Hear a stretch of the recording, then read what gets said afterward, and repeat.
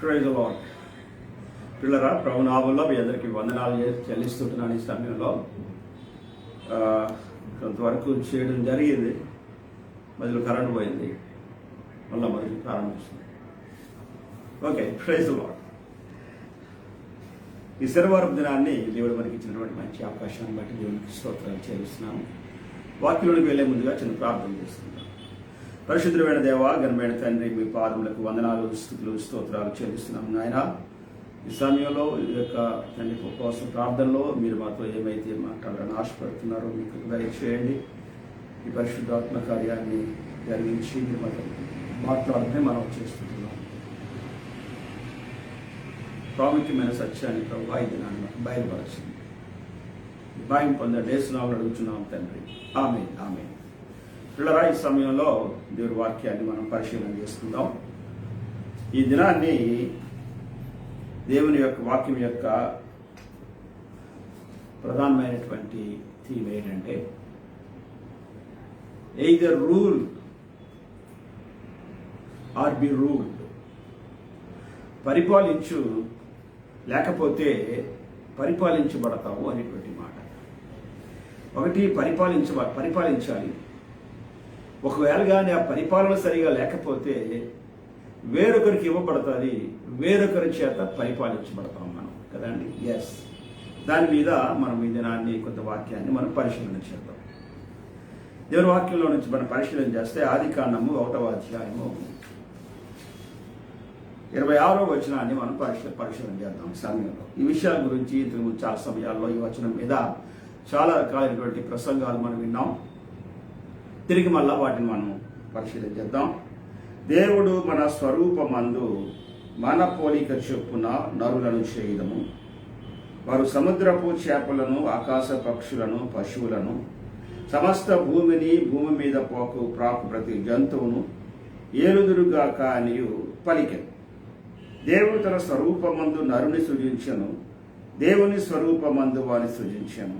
స్త్రీనిగాను పురుషునిగాను వారిని సృజించెను. దేవుడు వారిని ఆశీర్వదించెను అనేటువంటి మాట. దేవుడు మనుషుడిని దేవుడు చేశాడు. Praise the Lord. God created.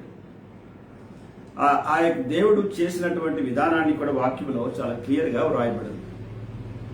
దేవుడు దేనిని కూడా మనకి దాచిపెట్టాడు, రహస్యంగా ఉంచడం మాత్రం కూడా. రహస్యమైనది ఏదీ లేదంటాడు. గూఢమైన సంగతులు నీకు నువ్వు నాకు మొరపెట్టుము, నీకు గూఢమైన సంగతులు తెలియజేస్తాను అంటాడు.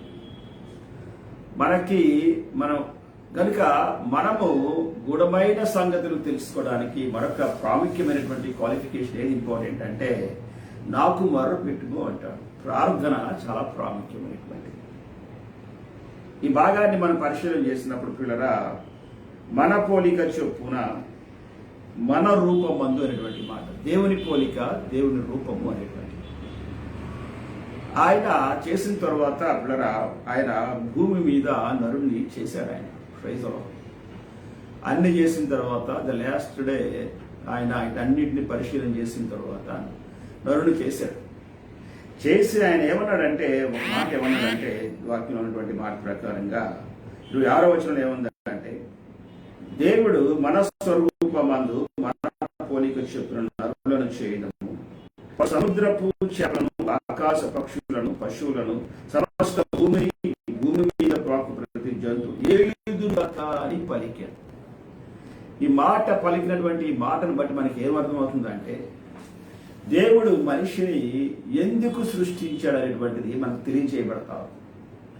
దేవుని మనస్సులో ఉన్నటువంటి ఆలోచన. కొన్ని సమయాల్లో మనం ఎక్కడికైనా షాప్కి కొన్ని వస్తువులు కొనుక్కుంటాం. మనతో ఎవరైనా వస్తే వాళ్ళకి అర్థం కాదు, ఈ వస్తువులు ఎందుకు కొంటున్నారని వాళ్ళకి అర్థం కాదు. కానీ మనకు తెలుసు ఆ వస్తువు తీసుకొచ్చి ఇంట్లో ఎక్కడ పెడితే ఆ వస్తువు దేని కొరకు ఉపయోగపడితే బాగుంటుంది అనేటువంటిది అది మనకు తెలుసు. మన ప్రక్క వాళ్ళకి తెలియదు, ఎందుకంటే మన ఇంటి గురించి కానీ మన ఇంట్లో విషయాల గురించి కానీ వారికి ఏమి తెలియదు కనుక వారికి అర్థం కాదే మాత్రం. కొన్ని సమయాలు నేను ఏదైనా వస్తువులు కొనడానికి వెళ్ళినప్పుడు ఇది ఎందుకు కొంటున్నారు సార్, ఇది ఉపయోగం ఉండదు సార్ అంటారు. కొన్ని సమయాలు లేకపోతే నాతో నా భార్య వచ్చినప్పుడు కూడా ఎందుకంటే ఇది అనవసరంగా అంటారు. తనేమన్నా కొనాలనుకున్నప్పుడు తనకు ఒక ఆలోచన ఉంటుంది, నేనేంటాను ఎందుకు ఇది అనవసరం కొండం అంటాను. కానీ తనకు ఆలోచన ఉంటుంది. మరి మనుషుణ్ణి చేసినప్పుడు ఆయనకు ఒక ఆలోచన ఉంది. Praise Lord. ఆయన ఆలోచన ఏంటంటే వాటిలో మనకు చాలా క్లియర్గా ఏముందంటే, ఏలుదురుగా కాని పలికెను. మీరు ఏలుబడి చేయండి అని కానీ, మీరు బాగుంటే ఏలుబడి చేస్తారని కానీ ఏమీ చేయలేదు. కానీ డైరెక్ట్గా ఆయన తన యొక్క కమాండ్, ప్రైజ్ లార్డ్, ఆజ్ఞ జారీ చేశాడు ఆయన. దేనికయ్యా అంటే, మనుషుడా నిన్ను సృష్టించిందయ్యా ఎందుకయ్యా అంటే ఏలుబడి చేయడానికి, రూల్ చేయడానికి. Praise Lord. అందుకని ఆ రూల్ చేయడానికే దేవుడు ఏం చేశాడంటే, మన పోలి స్వరూపమందు మన పోలిక చొప్పున అన్నాడు. దేవుని యొక్క రూపము, దేవుని యొక్క పోలిక, ఈ రెండు కలిపి మనిషిలో పెట్టి మనిషిని తయారు చేశాడంటే కారణం ఏంటంటే ఏలుబడి చేయుట, పరిపాలన చేయుట. పరిపాలనలో న్యాయం చేయటం వస్తుంది, పరిపాలనలో ప్రేమించడం ఉంటుంది, పరిపాలనలో గద్దించడం ఉంటుంది, పిల్లలు ఇవన్నీ ఉంటాయన్నమాట. అంటే దేవుల్లో ఏ లక్షణాలు అయితే ఉన్నాయో ఆ లక్షణాలన్నిటి ప్రకారంగా మనుషుల్ని దేవుడు చేసి ఉన్నాడంటే, నేను ఎలాగైతే పరలోకమందు ఏలుబడి చేస్తున్నానో నీవు అలాగే భూలోకమందు ఏలుబడి చేయాలి అని చెప్పాడు. దాన్ని బట్టి ఈ మాటను బట్టి మనం పరిశీలన చేస్తే, మనుషుడు భూమి మీద దేవుని యొక్క ఏజెంట్. Praise lord. తన ఇష్టానుసారంగా ఏలుబడి చేయడానికి వీల్లేదు. భూమి ఆయింది. ఆమె ఆయన భూమిని చేసి దాని అంతటిని తయారు చేసి అన్ని ఏర్పాటు చేసి, దానికి సీజన్స్ ఏర్పాటు చేసి, ఋతువులు ఏర్పాటు చేసి, సముద్రాన్ని ఏర్పాటు చేసి, దాని ప్రకారంగా మేఘాలను ఏర్పాటు చేసి, వర్షాలను ఏర్పాటు చేసి, దానికి కావాల్సినవన్నీ కూడా ఆయన ఏర్పాటు చేసి మనిషిని ఆయన తయారు చేస్తున్నాడు కదా. Go and rule that earth అని చెప్పాడు. ఈ భూమిని నువ్వు ఏలుబడి చేయాలి అని చెప్పాడు. దేవుని యొక్క ఉద్దేశం అది. ఇది దేవుడు నీతో మాట్లాడేటువంటి మాట ఏంటంటే, నీ జీవితంలో ఏలుబడి చేయాలి. కొన్ని ప్రాంతాల మీద జయం కావాలి. ఆమేన్. ఏలుబడి చేయడంటే జయించిన వాడే ఏలుబడి చేస్తారు. మనకి ఎలక్షన్స్ ఉంటాయి. ఎలక్షన్స్ ఎవరు నెగ్గుతారో, ఎస్, ఎవరు గెలుపొందుతారో వాళ్ళు ఏలుబడి చేస్తారు. గెలుపు లేని వారు మామూలుగా ఉంటారు అంతే.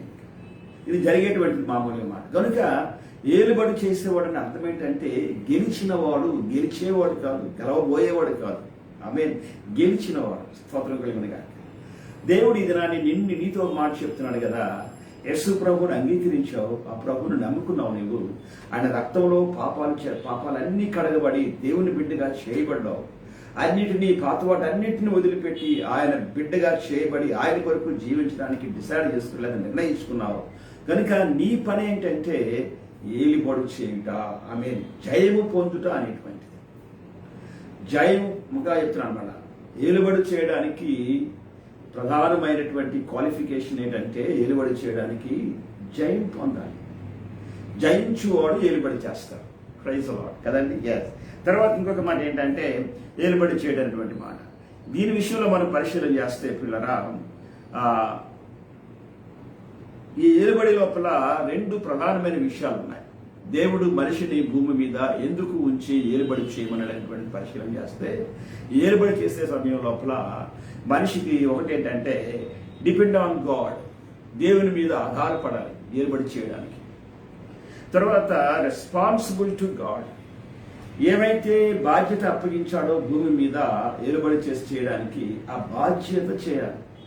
చాలా సమయాల్లో మనం చూస్తున్నాం, దేశాల్లో, అన్ని దేశాల్లో చూస్తాం కదండి. ఏమైనా ఆ న్యూస్ ఛానల్స్ మనం ఓపెన్ చేసినప్పుడు ఎన్ని దేశాల్లో, జెకోస్లోవేకియాలో కానీ, లేకపోతే మెక్సికోలో కానీ, అమెరికాలో కానీ, అలాగే ప్రపంచంలో అన్ని దేశాల్లో మనం పరిశీలన చేస్తే పిల్లరా, భయంకరమైనటువంటి పోరాటాలు, మనుషులు రోడ్ల మీద వేల కొలది మనం చూసాం కదండి. ఇక్కడ హాంకాంగ్లో యొక్క భయంకరమైనటువంటి పోరాటం, స్వాతంత్రం కావాలని, లేకపోతే మాకు ఇది కావాలని, మన దేశంలో అయితే జీతాలు పెంచమని, మన దేశంలో ఉద్యోగాలు కావాలని, ఇలాగా అన్నిటి కొరకు ఏమవుతున్నాయంటే చాలా సమస్యలు అన్నమాట, గొడవలు అవుతూ ఉంటాయి.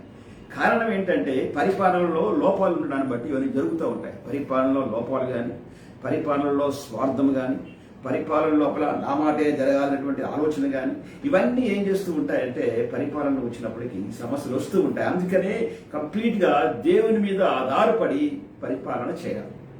మరి భూమి మీద దేవుని మీద ఆధారపడి పరిపాలన చేయడం కొరకే ఆదాముని దేవుడు నిర్ణయించాడు.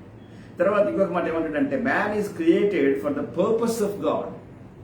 మరొక మాట ఏంటంటే, దేవుని యొక్క అధికారాన్ని భూమి యొక్క అధికారాన్ని దేవుడికి ఇవ్వడానికి, మనుషుడికి ఇవ్వడానికి కారణం ఏంటంటే పర్పస్ ఆఫ్ గాడ్, దేవుని యొక్క ఉద్దేశం ఒకటి ఉంది. చూడండి మళ్ళీ ఒకసారి 28వ వచనంలో ఉంటుంది, ఆదికాండం 1:28వ వచనంలో, దేవుడు వారిని ఆశీర్వదించారు ఎట్లనగా, మీరు ఫలించి అభివృద్ధి పొంది విస్తరించి భూమిని నిండించి దానిని లోపరుచుకొనుడి అనేటువంటి మాట. Praise the Lord. దానిని లోపరుచుకొనుడి. ఆమేన్. భూమిని నిండించమన్నాడు, మీరు ఫలించి అభివృద్ధి పొందమన్నాడు, నింపేయమన్నాడు. అదైన తర్వాత ఏమన్నాడంటే లోబరుచుకో అని చెప్పాడు. దాన్ని కంప్లీట్గా నువ్వు స్వాధీనపరుచుకో అని చెప్పాడు. దేనికి స్వాధీనపరుచుకోవాలి అంటే there is the God's mission. Praise the Lord. ఒక ఉద్దేశం ఉంది దేవునికి. ఆ ఉద్దేశము భూమి మీద నెరవేర్చడానికి దేవుడికి స్తోత్రం కలిగినాక దేవుడు ఏమంటాడంటే, మొట్టమొదట నీవు ఫలించి అభివృద్ధి పొంది భూమిని నింపి దానిని లోపరుచుకోమంటాడు. ఆమేన్, ఆమేన్, ఆమేన్, ఆమేన్. ఎన్నున్నాయి చూడండి ఒకసారి 8వ వచనం లోపల. దేవుడు వారిని ఆశీర్వదించి ఇట్లనను, మీరు ఫలించి అభివృద్ధి పొంది విస్తరించి భూమిని నిండించి దానిని లోపరుచుకోనండి. 5 పాయింట్స్ ఉన్నాయి కదండి ఇక్కడ. భూమిని లోపరుచుకోవడానికి, ఆమేన్, భూమిని కంప్లీట్గా చేతిలో పెట్టుకోవడానికి మనిషికి ఏం చెప్పాడంటే, అది నీకే ఇస్తున్నాను, తప్పకుండా నువ్వే చేయాలి దాన్ని. కానీ లోపరుచుకునేటువంటి ముందుగా 4 ప్రాముఖ్యమైన విషయాలు ఉన్నాయి. వాటి గుండా నువ్వు ప్రయాణం చేయాలని చెప్పాడు. ఒకటి ఏమంటాడంటే చూడండి ఒకసారి. ఒకటి, మీరు ఫలించి అంటాడు, ఫలము రావాలి అంటాడు. రెండవది ఏమంటాడంటే మీరు భూమి మీద నింపుడి, ఫలించి. 2, అభివృద్ధి పొందమంటాడు. 2, అభివృద్ధి పొంది ఇంకా విస్తరించమంటాడు. తర్వాత భూమిని నిండించి అంటాడు. అప్పుడు లోపరుచుకోండి అంటాడు. ఆత్మీయంగా దీనిని మనం పరిశీలన చేసినప్పుడు ఈ భూమిని దేవుని చేతిలో పెట్టాలి. ఆమేన్. మెయిన్ థీమ్ అది దినాన్ని.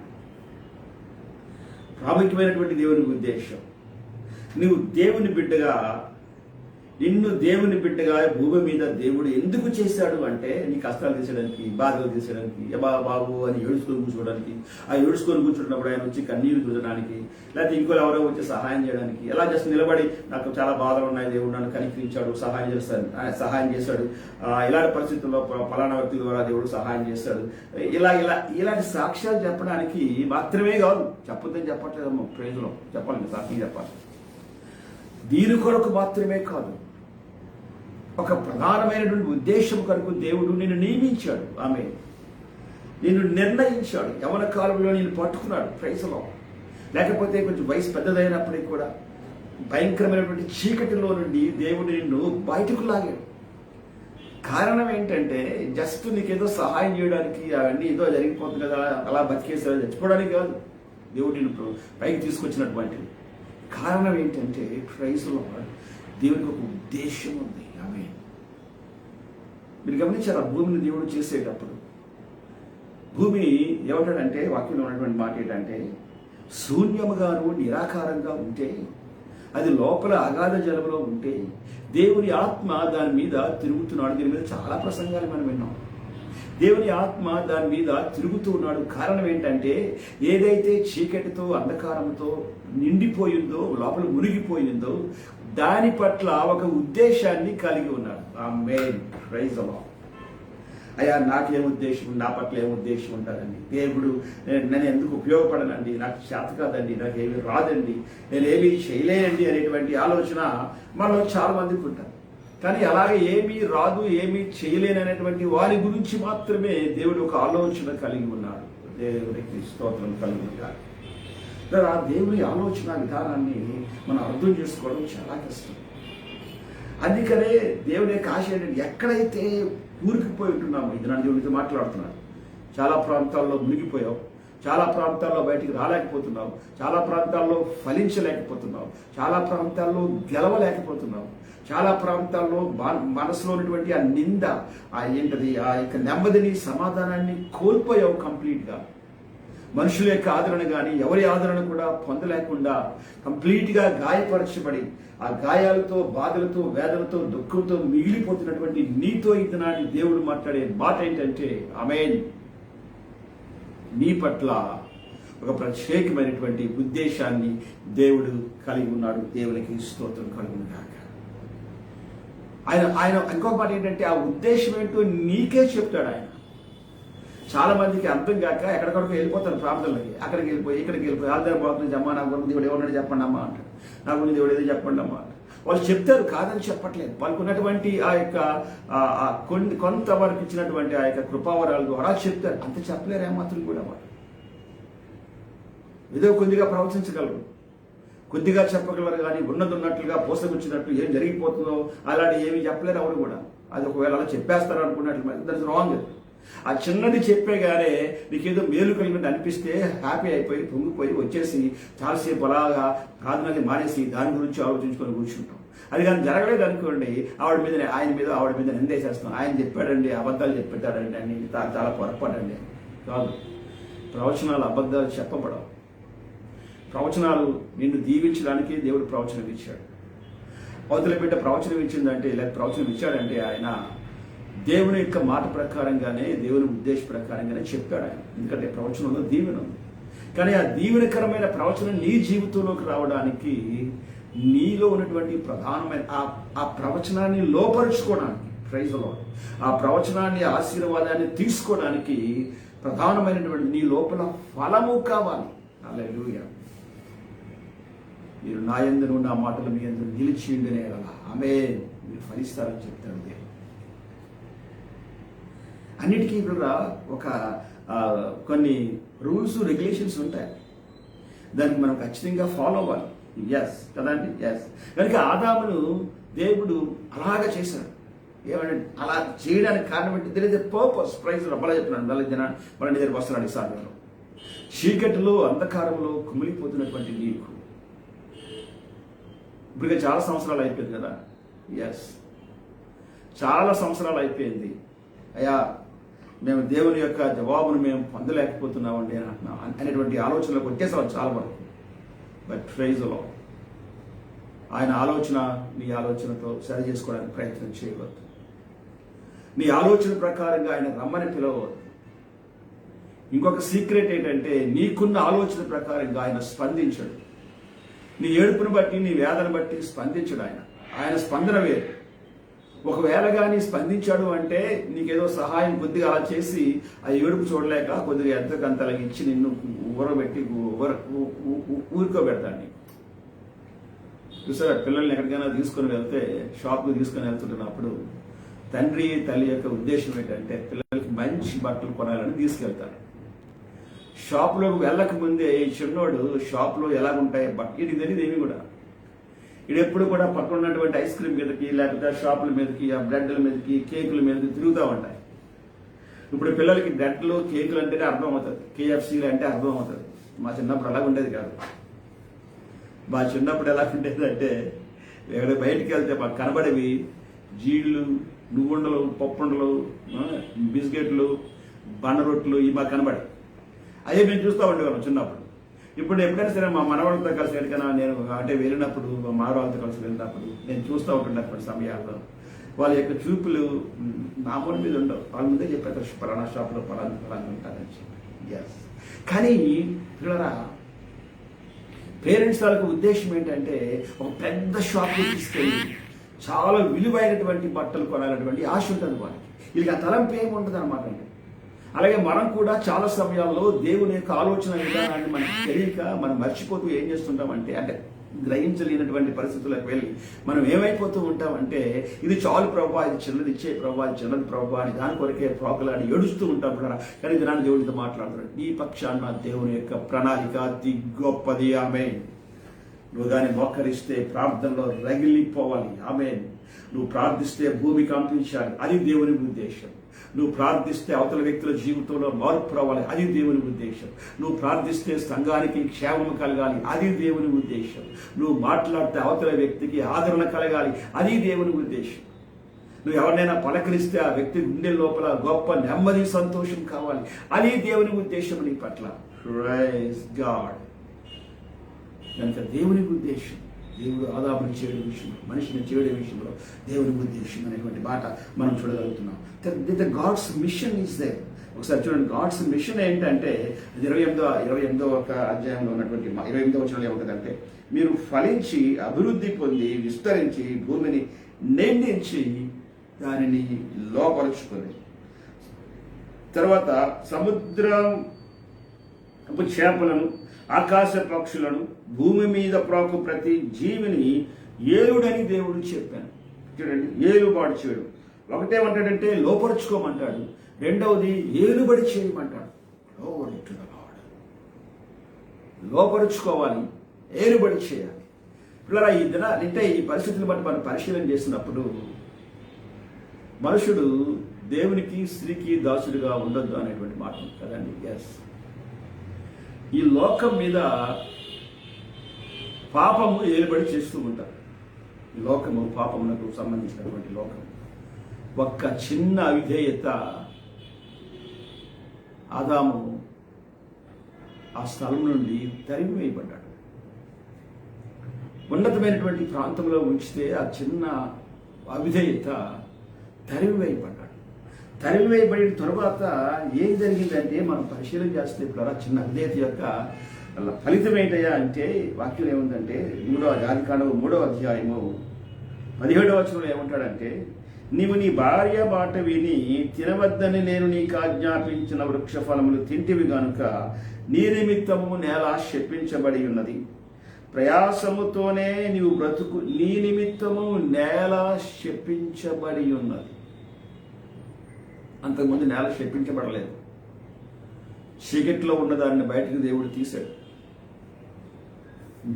వాక్యంలో ఉన్నటువంటి మాట ఏంటంటే, భూమి నిరాకారముగాను శూన్యముగాను ఉండేదని చెప్పాడు. అంతకుముందు దాని తాలూకా పరిస్థితి ఆకారం లేదు, శూన్యముగా ఉంది. కానీ దాని మీద దేవుని యొక్క ఆత్మ అల్లారుచుండేది. Praise the lord. తర్వాత వెలుగు కమ్మని పలుకగా వెలుగు కలిగింది, వెలుగు మంచిదని చూచాడు. దేవుడు వెలుగుడికి చీకటికి పేరు పెట్టాడు కదండి. ఎస్, ఇవన్నీ బాగానే ఉన్నాయి. తర్వాత దేవుడు ఆ యొక్క సపరేట్ చేసిన తర్వాత ఏమైందంటే, జలముల మధ్య చూడండి 6వ వచనంలో, మరియు దేవుడు జలముల మధ్య ఒక విశాలమును కలిగి ఆ జలములను ఈ జలములను వేరుపరచునుగా అని పలికెను. దేవుడు విశాలము క్రింద జలములను, విశాలము మీది జలములను వేరుపరచునని మాట చెప్పాడు. కనుక ఆ 9వ వచనంకి వచ్చినప్పటికీ, ఆకాశము క్రిందనున్న జలములలో ఒక చోటనే కూర్చబడి ఆరిన నేల కనబడును గాక అనగా పలుకగా ఆ ప్రకారమైనను. దేవుడు ఆరిన నేలకు భూమి అని పేరు పెట్టాడు. గమనించాం కదా, శూన్యములో నిరాకారముగా పైన ఉంటే భూమి నిరాకారముగాను శూన్యముగాను ఉంటే దానికి మళ్ళా భూమి అని పేరు పెట్టును అనేటువంటి మాట 9వ వచనంలో రాయబడింది. 10వ వచనంలో అంటాడు, దేవుడు ఆరిన నేలను భూమి అని పేరు పెట్టాడు. అంటే భూమి అని మళ్ళా భూమి 2వ వచనంలో భూమి నిరాకారంగాను శూన్యముగాను ఉండెను. 10వ వచనం వచ్చినప్పటికి దేవుడు ఆరిన నేలకు అన్నాడు. నేలను ఆరబెట్టాడు, నేలను ఎండబెట్టాడు దేవుడు. ఇంట్లో కొన్ని వస్తువులు ఎండబెట్టుకుంటాం మనం కదండి. ఎండబెట్టి వేసి తిరగల్లో వేసి మనకి ఆ దినాలు ఇప్పుడు గ్రైండర్లో వేస్తాం. తిరగలంటే పిల్లలకి అర్థం గ్రైండర్ అన్న కనుక దాన్ని పౌడర్ చేసుకుంటాం మనం. కనుక దేవుడు ఏమన్నాడంటే, ఇక్కడ దేవుడు ఆరిన నేలకు, ఫ్రైజ్లో ఆరిన నేల కనుక ఆరిన నేలకు భూమి అని పేరు పెట్టిన మాట చెప్పాడు. అక్కడ నుంచి భూమి మీద మొక్కలు రావడం ప్రారంభించాయి. కనుక భూమి శపించబడలేదు ఏమాత్రం కూడా. భూమిని శపించబడినటువంటి లోనికి వెళ్ళిపోయినటువంటి భూమిని, అంధకారంలో ఉన్న భూమిని బయటకు తీసి ప్రైజ్లో దాన్ని సెల్ చేసి క్రమపరిచి దానికి ఆరబెట్టాడు. దాన్ని కంప్లీట్గా ఆరిగా నేలగా చేశాడు ఆయన. కానీ దాన్ని లోపల బురద ఏమీ లేకుండా చేశాడు. ఆ తరువాత దాని మీద భూమిని బయటకు తీసిన వెంటనే ఆయన ఏదో చేసేలేదు. కానీ పిల్లరా, భూమి మీద మరలా మొక్కలు వేయడానికి, ఆ మొక్కలు ఫలించడానికి ఆమె ఎన్ని చేశారండి ఆయన.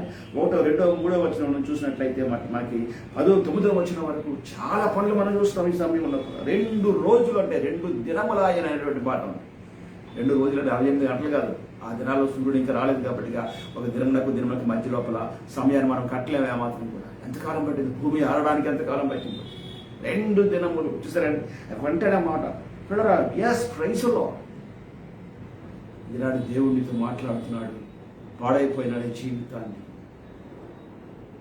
వెలుగు కలుగునిగా కానీ పలికాడు. ప్రైజ్లో వెలుగు వచ్చింది, కానీ ఇంకా ఆయన రాలేదు. ఇంకా వెలుగు కమ్మని పలుకగా వెలుగు వచ్చింది, కానీ భూమి ఆరిపోలేదు ఏమాత్రం కూడా.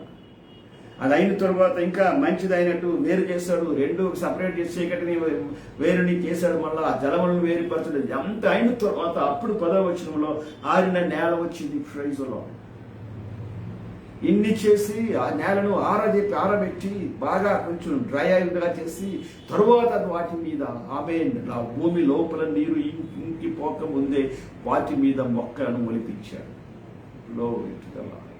మనిషి అవిధేయత భూమి శపించదు. ఇది మాట రాయబడింది 17వ వచనం. నేను నీకు ఆజ్ఞాపించిన వృక్షఫలములు తింటివి గనుక నీ నిమిత్తము నేల శపించబడి ఉన్నది. ప్రయాసముతోనే నీవు బ్రతుకు దినములన్నీ దాని పంట తిందు. ప్రయాసముతోనే నీ బ్రతుకు ప్రయాసముతోనే శపించబడినటువంటిది అయిపోయిందండి. దేవుడు దాన్ని అంత క్లీన్ చేసి ఎన్ని చేశాడో దేవుడు దానిని. మనుషుని యొక్క అవిధేయత. ఈ దినాన్ని దేవునితో మాట్లాడుతున్నాడు. మనకి దేవుడు ఎన్నో చేశాడు.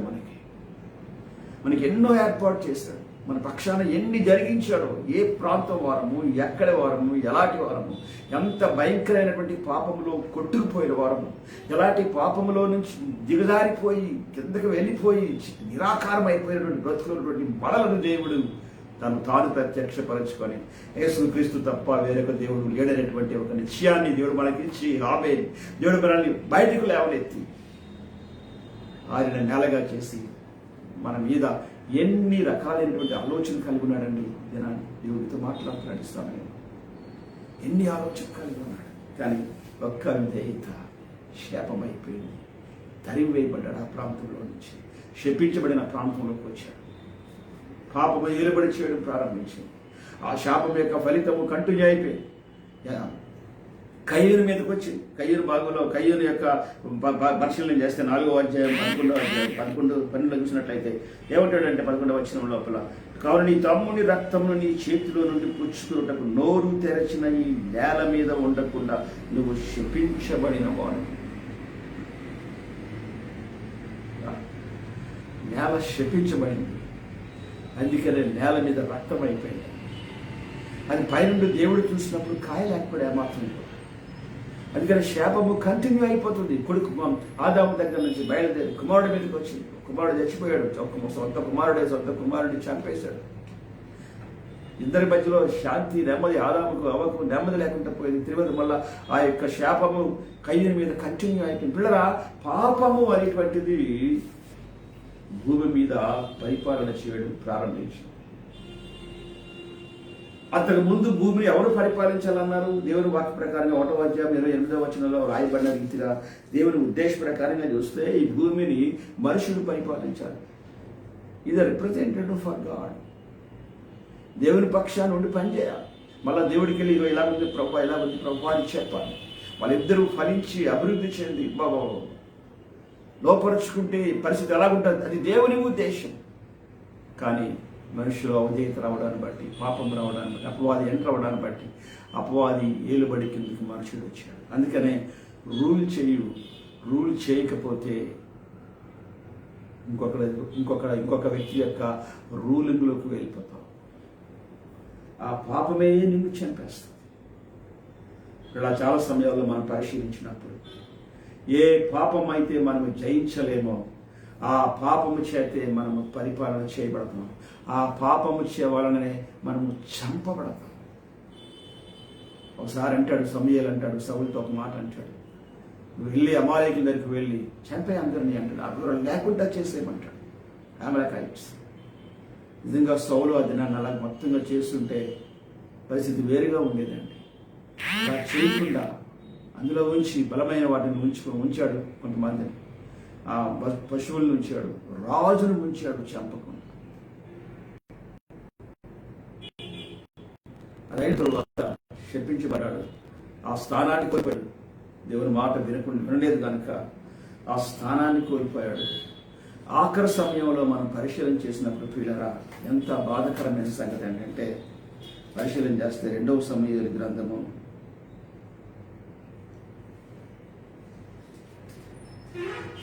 2వ సమూయేలు గ్రంథము మొదటి అధ్యాయంలో భాగము, ఆ యుద్ధములో అందరూ ఓడిపోతారు. సౌలు కొడుకులు చచ్చిపోతారు అమాలేకులు, చాలా మంది చేతులు. ఫిలిస్తీన్లు అమాలేకులు, దావీదు అమాలేకులు హతం చేసుకొని వస్తాడు. అయితే చచ్చిపోయిన తర్వాత ఆ పరిస్థితిని మొదటి సమూయేలు గ్రంథం 2వ సమూయేలు గ్రంథం 1వ అధ్యాయము 8వ వచనంకి వచ్చినప్పుడైతే, మొదటి సమూయేలు గ్రంథము 1వ అధ్యాయము 8వ వచనంలో ఏముంటుందంటే, నీవెవడవని అడుగగా నేను అమాలేకుడినని చెప్పి తిని. పైన ఇంకో మాట ఉంటుంది, గిల్బోవా పర్వతమునకు నేను అకస్మాత్తుగా వచ్చినప్పుడు సౌలు తన ఈటి మీద ఆనుకొని ఉండెను.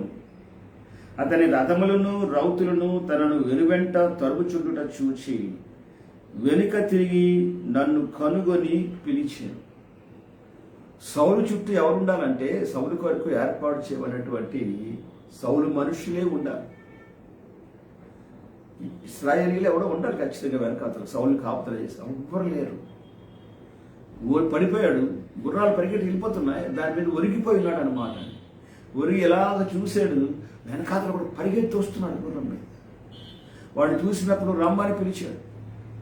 వాడి దగ్గరికి వచ్చినప్పుడు ఏమంటాడంటే, చూడండి ఒకసారి, నేను వెనువెంట తగులుచుండుట చూచి వెనుక తిరిగి నన్ను కనుగొని పిలిచాను. వెనకాతలు ఉన్నాడు. అందుకు చిత్తము నా ఏలిన వాడని నేను అంటిని. అప్పుడు అన్నాడు కదా సౌలు, ముందు చంపే అనలేదు, నన్ను తీసుకెళ్ళి అనలేదు, కానీ ఎవడవు నువ్వు అని అడిగాడు. నువ్వెవడవని అతను అడుగుగా నేను అమాలేకీయుడిని అని చెప్పాను. ఓపికగా అబద్ధం చెప్పట్లేదు. రే మా వాళ్ళందరినీ చంపేసావు ఆ దినాన్ని, మా రాజుని కూడా చంపేశారు, ఎవరు లేకుండా మీరు చేశారు. నేను చాలా జాగ్రత్తగా దాగి ఉన్నాను, నీ మీదే నేను కక్ష పెట్టుకున్నాను, నీవే నా టార్గెట్ అని చెప్పాడు. ఆ సమయంలో అమాలేకీయుడిని అని చెప్పాడు. అనగానే ఏమన్నాడంటే, అప్పుడు సౌలు అంటాడు కదా, అతను నా ప్రాణం ఇంకా నాలో ఉన్నది కానీ తల త్రిప్పు చేత నేను బహుబాధ పడుచున్నాను. ప్రాణం ఉంది లోపల, ఒప్పుకుంటాడు, నాలో ప్రాణం ఉంది, కానీ తల తిరిగేస్తుంది నా లోపల. దేవుడు నీతో మాట్లాడుతున్నాడు కదా. దేవుడు నిన్ను రక్షించి అద్భుతాలు చేస్తే నీకు ఘనమైనటువంటి రీతిగా గొప్ప సమాధానాన్ని, నెమ్మదిని ఇచ్చి తన రక్తమంతా ఇచ్చి నీ పాపాలు కడిగి శుద్ధీకరిస్తే, తిరిగి మళ్ళా వెనక్కి వెళ్ళిపోయి నీ జీవితాన్ని అపవిత్రం చేసుకొని అబద్ధాలతో పైకి బాగానే అందరి దగ్గర బాగానే కనబడుతూనే బయటకు వెళ్ళిపోయిన తర్వాత ఎంత నీచమైనటువంటి, లోపల ఎంత నీచమైనటువంటి స్థితిలో ఉంటూనే అంటే అంత నీచంగా జీవితాన్ని కొనసాగిస్తూ పైకి ఎంతో భక్తిగానే కనబడుతున్నటువంటి నీతో ఈ దినాన్ని దేవుడు మాట్లాడుతున్నాడు.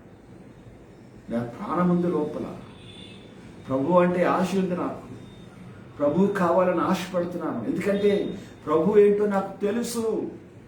నా పాపాలు ఒప్పుకున్నాను, నేను ప్రభు దగ్గర నా యేసు రక్తంలో నేను కడుక్కున్నాను, నేను నెమ్మది పొందుకున్నాను, ప్రశాంతత పొందుకున్నాను. అయినా కొన్ని ప్రాంతాల్లో పాపాన్ని వదిలిపెట్టలేకపోవటాన్ని బట్టి నెమ్మది కోల్పోయాను. తల తిరుగుతుంది, ప్రాణం ఉంది అని ఏమన్నా తెలుసా అండి? రెండోసారి నా ప్రాణం పదవచనం, అతను నా ప్రాణం ఇంకా నాలో ఉన్నది కానీ తల త్రిప్పు చేత నేను బహుబాధ పడుచున్నాను.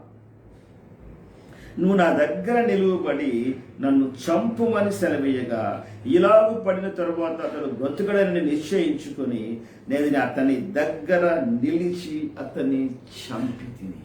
ఏమంటారు చూసారా? నేను అతని దగ్గర నిలిచి అతనిని చంపి తిని. ఆ దినాన్ని సౌలు కానీ అమాలేకుడిని చంపకపోతే అమాలేకుడి చేతిలో సౌలు చావడు. ఇది నన్ను దేవునితో మాట్లాడుతున్నాడు. నువ్వు రూల్ చేయడానికి, ప్రైజ్లో కొన్ని ప్రాముఖ్యమైన విషయాలు అభివృద్ధి పొందడానికి, ఫలించడానికి, లోపరుచుకోవడానికి దేవుడు నేను ఏర్పాటు చేసుకున్నాడు. His mission is completely different. ఆయనకు ఉన్నటువంటి ఆ మిషన్ ఉంది, ఆ ఆలోచన ఉంది, ఆ ఉద్దేశాలు ఉన్నాయి. అవన్నీ కూడా నీ మీద నెరవేర్చడానికి, నీలో నెరవేర్చడానికి, నీ ద్వారా జరిగించడానికి భూమి మీద. ఓ మై గాడ్, దేవుడు నిన్ను ఏర్పాటు చేసుకున్నాడు. ఇలా మాట్లాడుతున్నాడు. పరిపాలించావా?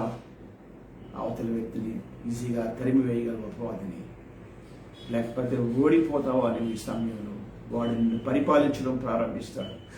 నీ యొక్క ఆత్మీయ జీవితంలో నీ బలమైన నీ ప్రార్థనను చంపేస్తాడు. బలమైనటువంటి నీకున్న విశ్వాసాన్ని లాగేస్తాడు. బలమైన నీకున్నటువంటి యేసుక్రీస్తు పట్ల ఉన్నటువంటి ప్రేమను లేకుండా చేస్తాడు. ఆయా సమయాల్లో దేవుడి దగ్గర మోకరించి కన్నీరు గార్చి విజ్ఞాపన చేసేవారు, లేకపోతే అమ్మాను విజ్ఞాపన చేసేదాన్ని ఒకనప్పుడు అది లేకుండా చేసేస్తాడు అపవాది స్థానం ఇచ్చినట్లయితే. దేవుడితో మాట్లాడుతాడు. ప్రభులో బలంగా ఉంటే దేవుడు చాలా ప్రాంతాల్లో ఏలుబడి చేయడానికి దేవుడిని ఏర్పాటు చేసుకున్నాడు. మోకాళ్ళ మీద ఉంటే ఒక మాట ఉంటుంది, నువ్వు అడుగుపెట్టిన స్థలాన్ని నీకు ఇస్తానంటాడు. నువ్వు అడుగుపెట్టిన స్థలం అంటాడు. ద్వితీయోపదేశకాండంలో ఉంటుంది 11వ అధ్యాయం అనుకుంటాను. అందరికీ తెలుసు కదా, మీలో చాలా మందికి తెలుసు ఆ వాక్యం.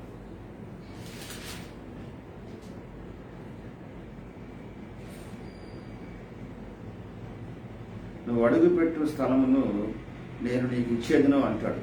సో సారీ, నేను మర్చిపోయాను.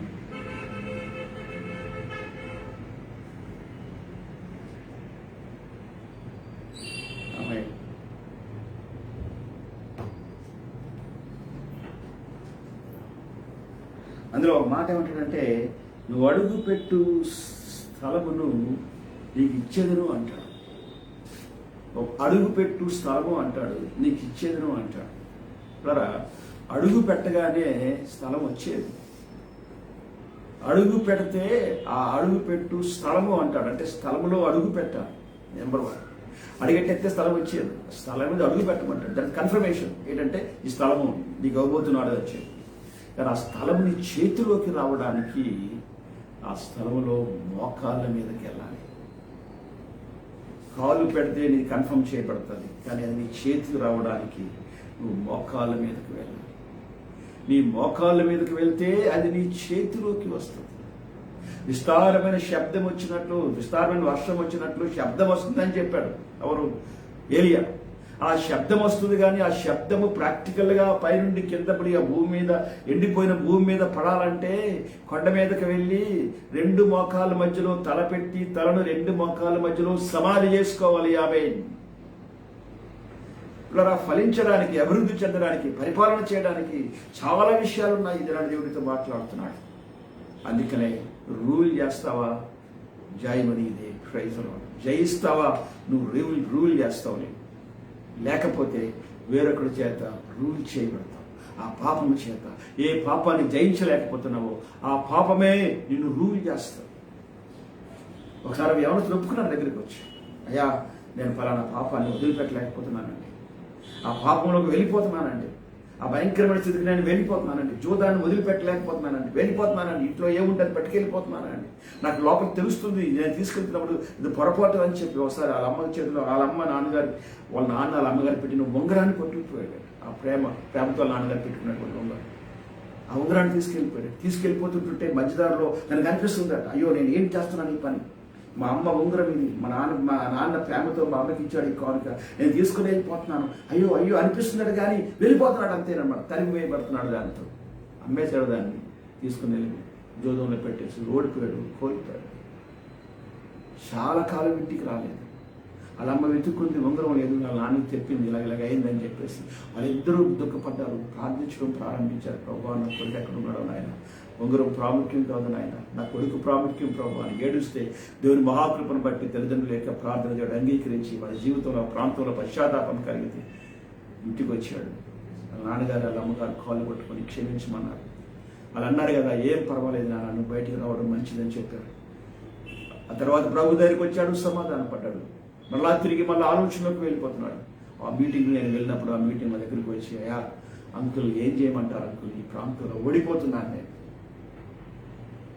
నాకేమైనా మార్గం ఉందా అయితే రాని దేవుడు నీతో కూడా మాట్లాడుతున్నాను. నీలో అదే ప్రశ్న ఉండిపోయేది. ప్రతిసారి ఓడిపోతున్నాను నేను, అమ్మ చెప్పినట్టు నాన్న చెప్పినట్టు దేవుని వాక్య ప్రకారంగా నేను నడవలేకపోతున్నాను, నేను ఎలాగా ఏం చేయాలనేటువంటి ప్రశ్న నీ లోపల ఉంది. కానీ మాట దేవుడు చెప్తున్నాడు, దేవుడు నిన్ను ఏర్పాటు చేసుకున్నాడు. ప్రైజ్లో చూస్తున్నాను నేను ఈ సమయంలో దేవుడు నిన్ను ఏర్పాటు చేసుకున్నాడు. ఆయనకు ఒక మిషన్ ఉంది, ఆయనకు ఒక ఉద్దేశం ఉంది. ఇండియా దేశంలో ఈ భూమి మీద ఆ ఉద్దేశాన్ని నీ ద్వారా నెరవేర్చడానికి. దాన్ని ఎవరు చేయలేరు అమ్మ, దాన్ని ఎవరు చేయలేరమ్మ. నువ్వే చేయగలవు ఆ పనిని. దానికోసమే దేవుడు నిన్ను ఏర్పాటు చేస్తున్నాడు. నువ్వు ఒక మాట చెప్తే, ప్రభా ఈ దినాన్ని తండ్రి నాయన నేను వస్తాను బాబు నాయన, నీ ఉద్దేశం నెరవేర్చడానికి వస్తాను ప్రభా, జయించువానిగా ఉంటాను. ఏ పాపం అయితే నా మీద ఏలుబడి చేస్తుందో ప్రభా, ఆ పాపాన్ని తీసుకొచ్చి నీ పాదాల దగ్గర పెడతాను ప్రభు, నీ రక్తంలో కడుక్కుంటాను బాబు, నన్ను శుద్ధీకరించి ప్రభు అని చెప్పి ఈ పాపాన్ని యేసుక్రీస్తు పాదాల దగ్గర ఒప్పుకుంటే ఆయన రక్తముని ప్రతి పాపాన్ని కడిగి శుద్ధీకరిస్తుంది. నీవు ఇచ్చేటువంటి కానుక నీ పాపాన్ని కడగదు. అయ్యో మా అమ్మ, మా నాన్న, మా అప్పులు, మా బాధలు, మా వేదన, మా కష్టాలు అని ఏడుస్తావే, ఆ ఏడుపు నీ పాపాన్ని కడగదు. నీ పశ్చాత్తాపంతో కూడినటువంటి ఆ ప్రార్థన నీ పాపాన్ని కడుగుతుంది. దేవా నేను పాపిని, నన్ను క్షమించు అనేటువంటి ఆ ప్రార్థన ఉందే, ఆ ప్రార్థనే నీ పాపమును కడిగి నీకు సమాధానం ఇచ్చి ఏలుబడి చేసే రీతిగా నిన్ను బలపరిచే యేసు రక్తంలో ఉన్న శక్తి. ఇదినా నేను ప్రార్థన చేసుకున్నాం, ప్రభువుకి అప్పగించుకున్నాం. ఆదాము ఎలాగైతే తిరిగి ప్రైజ్లో కోల్పోయిన దాన్ని యేసుక్రీస్తు ద్వారా మనం మళ్ళా పొందుకున్నాం. దేవుని ప్రణాళిక అది. యేసయ్య మళ్ళా వచ్చాడు. ఆయన కోల్పోయిన దాన్ని, సహవాసాన్ని. ఆదాము ఏ సహవాసం అయితే కోల్పోయాడు, ఏ ప్రాంతం నుంచి తరిమివేయబడ్డాడో ఆదాము, తిరిగి మళ్ళా ప్రాంతంలోకి రావడానికి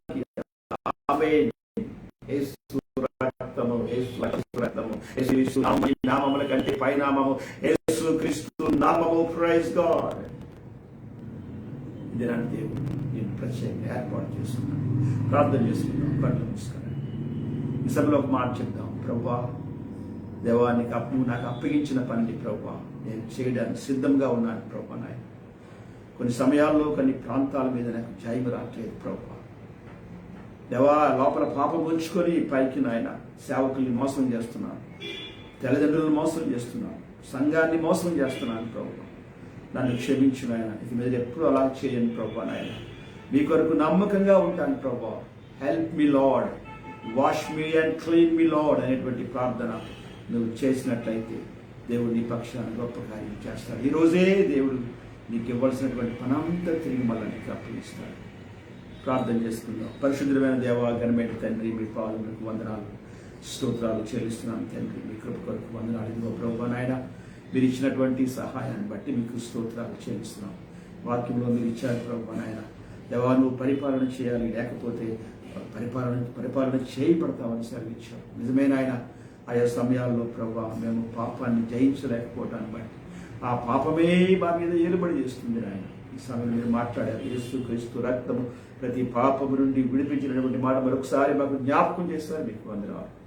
వాక్యాన్ని దీవించండి. రిసీవ్ చేసుకున్న వారిని ఆశీర్వదించి మీ నామాన్ని మీరు మహింపరచుకుని మీ పరిశుద్ధాత్మ కార్యము జరిగించమని ప్రభువైన యేసుక్రీస్తు నామమున అడుగుచున్నాము తండ్రి. ఆమేన్. తండ్రి అయిన దేవుని యొక్క ప్రేమ, కుమారుడైన యేసు ప్రభువు యొక్క కృప, పరిశుద్ధాత్మ యొక్క అన్యోన్య సహవాసం ఇప్పుడు ఎల్లప్పుడూ మన అందరికీ తోడయుండి నడిపించును గాక. Amen. Amen. Amen. Amen. Praise the Lord. ప్రభు నామములో మీ అందరికీ వందనాలు తెలియజేస్తున్నాను. మళ్ళా తిరిగి మనం రేపు ఆదివారపు దినాన్ని ఆరాధించుకుందాం. దేవుడు మిమ్మల్ని దీవించును గాక. Amen. Thank you very much.